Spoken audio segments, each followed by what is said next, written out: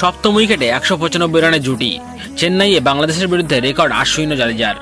ভারতীয় দলের সেই পুরনো ডুও আজ ভারতের ব্যাটিং ধসের দিনে দলকে বাঁচিয়ে লড়াইয়ের জায়গা থেকে তুলে নিয়ে এসে ভালো পজিশনে দাঁড় করানোর কাণ্ডারি। ভারতীয় দলের এই পার্টনারশিপের কথা জানতে ভিডিওটি অবশ্যই শেষ অবধি দেখুন। তবে তার আগে বন্ধুরা, welcome to our channel BA sports world.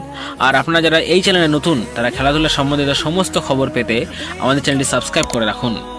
ভারতের মাটিতে বাংলাদেশের বিরুদ্ধে প্রথম টেস্টে টসে হেরে প্রথম ব্যাটে নামে ভারতীয় দল।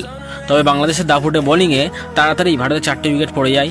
মাঝে যশস্বী জয়সওয়াল ও ঋষভ পান্তের পার্টনারশিপের জন্য 100 রান পেরোলেও 144 রানে 6 উইকেট পড়ে গিয়েছিল ভারতের। সেখান থেকে ভারতকে টানলেন রবিচন্দ্রন অশ্বিন ও রবীন্দ্র জাদেজা। প্রথম দিনের শেষে ভারতের রান 6 উইকেটে 339। খারাপ শুরু করার পরেও দিন শেষে বেশ ভালো জায়গায় উঠে এসেছে ভারতীয় দল। অশ্বিন ও জাদেজার মধ্যে 195 রানের জুটি হলো। বাংলাদেশের বিরুদ্ধে রেকর্ড করল ভারতীয় এই জুটি। টেস্টে বাংলাদেশের বিরুদ্ধে সপ্তম উইকেটে সবচেয়ে বড় পার্টনারশিপ গড়লেন অশ্বিন ও জাদেজা। এর আগে এই রেকর্ড ছিল সচিন টেন্ডুলকার ও জাহির খানের মধ্যে। 133 রান করেছিলেন তারা। সেই রেকর্ড এই ম্যাচে ভেঙে দিলেন অশ্বিন ও জাদেজা। দিনের খেলা শেষ হওয়ার সময় তাদের জুটি 195 রানের। এখনও অপরাজিত রয়েছেন তারা।